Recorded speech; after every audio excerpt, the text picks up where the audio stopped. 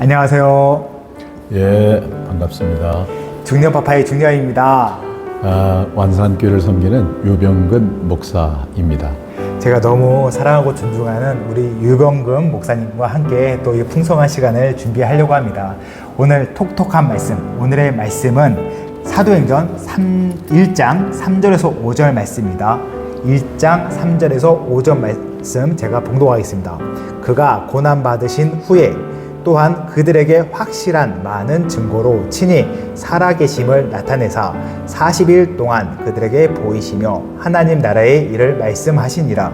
사도와 함께 모이사 그들에게 분부하여 이르시되 예루살렘을 떠나지 말고 내게서 들은 바 아버지께서 약속하신 것을 기다리라.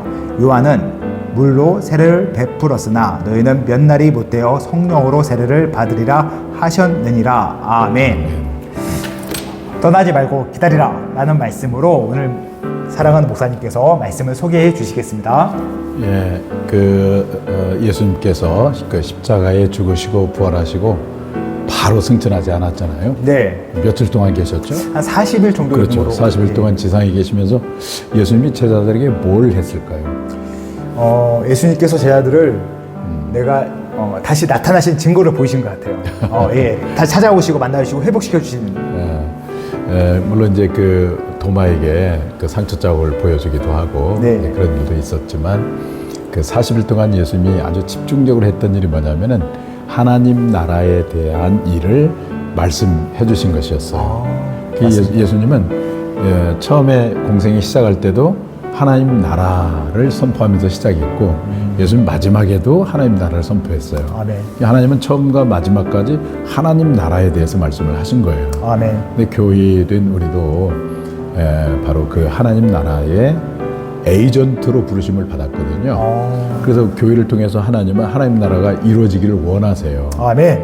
근데 그 하나님 나라라고 하는 게 뭐냐면은 하나님의 통치와 다스림을 의미하는 것입니다. 그리고 그 하나님 나라의 영역은 우리의 마음뿐만 아니라 우리 마음과 우리의 모든 가정이나 또 학교나 삶의 현장이나 정치, 경제, 문화, 사회, 생태, 환경 모든 영역 가운데 하나님의 나라가 이루어지는 것이 바로 우리를 교회로 불러주신 그런 목적이거든요. 네. 근데 조금 안타까운 것은 우리 한국 교회가 이 하나님 나라를 쏙 빼놓고 네. 그냥 마음의 평안 정도로만 생각하고 죽어서 가는 천당 정도로만 하나님 나라를 이해하는 경향이 없지 않아 있어서 안타깝습니다. 저도 마찬가지예요, 목사님. 그런 하나님 나라에 대한 이야기를 40일 동안 집중적으로 가르쳤기 때문에 제자들은 굉장히 막 흥분이 되고 네. 감동을 받고 막 어서 뛰쳐나가서 하나님 나라를 전하고 싶었는데 네. 주님께서는 너희들이 할 일이 따로 있다 그러면서 예루살렘을 떠나지 말고 아버지께서 약속하신 것을 기다리라 이렇게 말씀을 하셨어요. 네. 그 예수님이 왜 그러면 떠나지 말고 기다리라고 말씀하셨을까?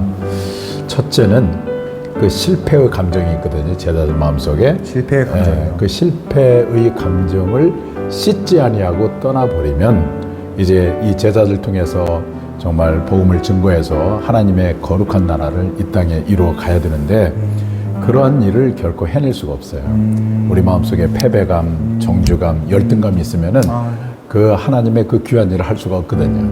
그래서 떠나지 말고 여기 남아서 여기서 기다리면서 그 실패의 감정을 다 해소하고 네. 극복하고 떠나라 그렇게 말씀을 하시는 것이죠. 근데 목사님 방금 말씀하신 그 패배감과 상처들이 쉽게 치유되기가 어려운 부분이 있잖아요. 그렇습니다. 네, 근데 그 부분을 공동체와 함께 했을 때 조금 더 우리가 능력이 있게 그 치유받는 사실은 그런 현실을 우리가 목도하는데 그래서 정말 이 교회 공동체가 너무 중요한 거 같아요. 그렇습니다. 네, 그렇습니다. 그래서 사실은 그 예루살렘이라고 하는 도시는 제자들에게 실패의 도시였어요. 상처의 도시였고. 맞습니다. 왜냐하면 3년 동안 같이 제자로 활동했던 가룟 유다가 예수님을 배반했던 도시가 예루살렘 도시고 네. 또 수제자로 일컬음을 받았던 베드로가 3번이나 부인했던 도시가 예루살렘 도시고 무엇보다도 제자들의 마음속에 정말 아픔과 상처로 남는 이유는 그 예루살렘에서 예수님이 죽임을 당하셨기 때문에 너무나 그 상처의 도시였거든요. 근데 그래서 빨리 떠나고 싶었을 거예요. 그런데 주님은 떠나지 말라고 하신 이유는 이곳에 남아서 충분히 이 패배감을 극복을 해야만 하기 때문에 떠나지 말아라. 그렇게 말씀하셨거든요. 우리의 삶 가운데도 그런 그 상처의 자리가 있잖아요. 맞죠. 그것이 가정일 수도 있고 너무 많습니다. 또 목장의 같은 식구일 수도 있고 네. 교회 다니는 우리 지체일 수도 있고 네. 그렇지만 그걸 해결하지 않고 나가면 하나님 앞에 귀하게 쓰임 받을 수가 없다는 거죠. 부딪혀서 하나님의 방법으로 충분히 해결을 하고 상처의 그런 감정을 다 치유하고 가야 되기 때문에 떠나지 말아라. 이렇게 목사님 말씀 듣는데 과거에 이게 저 개인적인 얘기인데 제가 과거에 이제 교회에서 어떤 몇몇 분과 트러블이 좀 있었어요. 그래서 제가 목사님께 전화를 드려가지고 목사님 제가 하나님이 이제 이때인 것 같으면 제가 다른 교회에 옮기겠습니다 하고 한번 말씀을 드린 적이 있었는데 목사님이 가지 말라고 이거 이렇게 하면 이렇게 하면 안 된다고 그래서 말씀을 좀 붙잡아 주신 갑자기 기억이 떠오르네요. 근데 이제 그렇게 해가지고 가잖아요. 예. 그러면 이제 그 교회 가면은 그보다 더 큰 호랑이가 딱 기다리고 있어요. 여기서 해결해야 돼. 그래야 우리가 그 어떤 그 인격과 영성의 실력이 커지는 거예요. 아, 예. 아, 너무 쉽지 않습니다, 목사님. 네, 어렵습니다. 어려요. 근데 그러면 어떻게 해결하느냐? 그 실패의 감정을 해결하는 게 뭐냐면은 준비하는 거예요. 준비. 아, 준비한다. 하나님 나라의 일을 하기 위하여 우리가 철저하게 준비함으로써 이 실패의 감정을 해결할 수가 있는 거예요. 어떤 걸 준비해야 될까요? 준비라고 하는 게 첫째는 네. 하나님께서 임재할 수 있도록 머물러야 돼. 하나님 앞에. 하나님 앞에 머물러요. 네, 왜냐하면 제자들이 그렇게 겁이 많고 두려움 속에 있었는데 그 약속하신 성령님이 그들에게 임하니까 아멘. 제자들 확 바뀌어 있잖아요. 아, 그럼요. 담대한 사람으로 영적인 능력이 임하게 되어지고 네. 그래서 우리에게 가장 중요한 것은 하나님 앞에 머물러 있으면서 하나님이 임재하는 것. 하나님 앞에 머물러 있으면서 하나님의 임재를, 임재. 임재를 기다리는 거. 그리고 성령님이 임하시면 너희가 권능을 받고 그랬잖아요. 네. 그래서 우리가 증인이 될 수가 있는 것이고 그런데 우리 하나님은 예수님은 그냥 무조건 기다리라고 말씀하지 아니하고 기다릴 수 있는 소망과 힘을 주면서 기다리라고 했거든요. 그것이 바로 뭐냐면 아버지께서 약속하신 거, 구약 성경에서 약속하신 거, 네. 바로 성령을 주겠다는 것이었어요. 아멘. 그 약속을 붙들고 약속의 말씀을 붙들고 제자들이 기다렸거든. 예, 그런 것처럼 우리가 실패의 자리에서 한없이 기다리면 너무 힘들지만 정말 하나님의 약속의 말씀을 붙들고 간절히 기다리면 언젠가 말씀이 내게 이루어지는 때가 있는 거예요. 그것이 준비하는 것이고 이런 준비를 통해서 우리가 과거에 받은 상처에서 벗어날 수가 있는 것이고 사실 목사님 저도 열심히 기다리고 있습니다. 그 다음에 마지막으로는 실패의 자리는 기도의 자리다. 기도의 자리이기 때문에 떠나지 말아야 된다. 사람이 이렇게 뭔가 승승장구하고 모든 일이 다 만사형통하고 정상의 자리에 올라가면은 거기 가면 기도를 잘 할 것 같은데 사람은 참 간사해요. 맞아요. 그러면 기도를 잃어버려요. 맞아요. 기도하지 않아도 나는 잘 사니까. 근데 하나님이 우리에게 고난을 허락하고 실패를 허락하는 이유는 뭐냐면은 그것을 통해서 나의 부족함을 보게 하고 하나님 앞에 무릎을 꿇게 하고 기도하게 하는 것이거든요. 그래서 되게 이렇게 기도를 통해서 살아계신 하나님을 체험한 사람들은 이 고난 가운데서 그 기도하시고 그 기도를 통해서 살아계신 하나님을 만났거든요. 그래서 실패의 자리는 기도의 자리이기 때문에 떠나지 말아라. 이렇게 말씀하시는 것이고. 그래서 우리의 삶 가운데 실패의 자리가 있을 거예요. 그것이 가족 관계에서 가정일 수도 있고 또 직장의 동료들과의 관계일 수도 있고 네.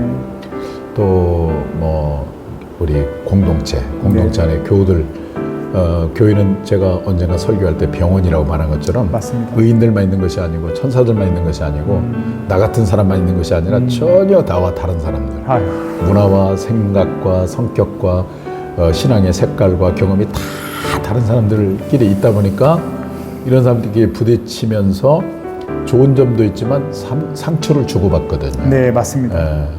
그런 그 실패의 자리가 있다면 하나님이 이곳에서 기도하라고 하셨구나 그렇게 생각하고 우리가 간절히 기도하는 것입니다. 예, 그럴 때 네. 하나님의 약속의 말씀이 이루어지고 그 말씀을 통해서 우리가 하나님의 나라를 이루어 가는 것이죠. 참 목사님 말씀하신 게 사실 정말 쉬운 건 아닌 것 같아요. 근데 분명한 건 뭐냐면 저도 뭐 어떤 일이 잘 되고 제 앞날이 좀 잘 준비되어 있을 때보다 어떤 관계적인 트러블과 상황적인 트러블로 인해서 기도의 자리에 갔을 때 더 깊이 더 묵상하면서 기도할 수 있는 분명히 기도의 자리가 더 풍성해지는 경험을 많이 했었거든요, 목사님. 고난이 유익이라고 말씀하셨는데 누가 고난을 좋아하겠습니까, 목사님? 하지만 그 고난 가운데 우리가 더 하나님을 바라볼 수 있는 것 같습니다. 오늘 이렇게 또 우리 목사님 함께 풍성 영상 찍었는데요. 사실 좀 어려운 말씀이고 삶 속에 적용하기 쉽지 않은 말씀일 수 있습니다. 하지만 말씀에 나와 있는 것처럼 성령님을 의지하고 기다린다면 우리가 넉넉히 이 하루를 이길 걸 알기에 오늘도 멋지게 든든하게 나가는 것 같습니다. 목사님 오늘 자리해 주셔서 감사합니다. 네, 고맙습니다. 다음 시간에도요 더 풍성한 이야기로 함께 하길 소망하면서 다시 만나겠습니다. 바이바이. 뿅.